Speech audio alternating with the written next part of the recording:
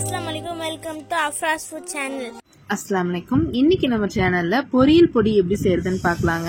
இந்த பொரியல் பொடியை எல்லா பொரியலுக்கும் யூஸ் பண்ணலாங்க. நான் இன்னைக்கு பிஞ்சு நாட்டு வெண்டைக்காவை எடுத்திருக்கேன். நல்லா தின் ஸ்லைசஸா கட் பண்ணி எடுத்திருக்கேன். இந்த வெண்டைக்காய் பார்த்தீங்கன்னா ஊர் சைடில் தான் கிடைக்கும், சிட்டிலலாம் கிடைக்காது.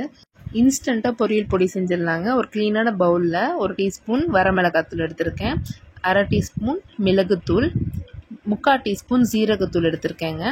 அதுக்கப்புறம் பட்டை, கிராம்பு, ஏலக்காய், சோம்பு இது எல்லாத்தையுமே தூள் பண்ணி வச்சுருக்கேன். அதுலேருந்து ஒரு 1/4 டீஸ்பூன் எடுத்திருக்கேன். இது எல்லாத்தையும் மிக்ஸ் பண்ணி 1/2 டீஸ்பூன் மல்லித்தூள் ஆட் பண்ணி மிக்ஸ் பண்ணிக்கலாம். அவ்வளோதாங்க, நம்மளோட இன்ஸ்டன்ட் பொரியல் பொடி ரெடி ஆயிடுச்சு. இது கூட நம்ம உப்பு வேணுனாலும் மிக்ஸ் பண்ணி எடுத்து வச்சுக்கலாம். இப்போது ஒரு கடாயில் எண்ணெய் ஊற்றிக்கலாங்க.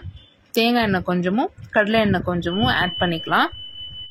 எண்ணெய் காஞ்சதும் நம்ம கட் பண்ணி வச்சுருக்க வெண்டைக்காய் எல்லாத்தையும் ஆட் பண்ணிக்கலாங்க. நம்ம இதுக்கு வெண்டைக்காய் பொரியல் தான் இல்லைங்க, எல்லா வகையான காயுமே அந்த பொரியல் செய்கிறதுக்கு இந்த பொடி யூஸ் பண்ணிக்கலாம். எண்ணெயிலேயே நல்லா ஃபஸ்ட் அந்த காய் எல்லாத்தையும் வதக்கிக்கலாம்.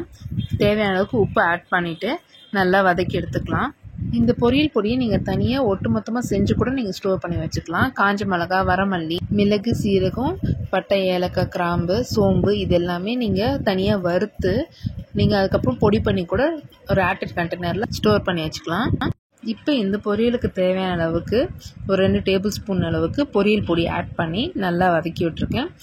காய் நல்லா வதங்கிருச்சுங்க. ஃபஸ்ட்டே நல்லா காய் நல்லா வதங்கிருச்சு. லாஸ்ட்டில் இறக்கிறதுக்கு முன்னாடி இந்த பொரியல் பொடியை ஆட் பண்ணிவிட்டு ஒரு 2 தடவை வதங்கிட்டு அவ்வளோதான், நம்ம பவுலில் வந்து எடுத்து சர்வ் பண்ணிடலாம்.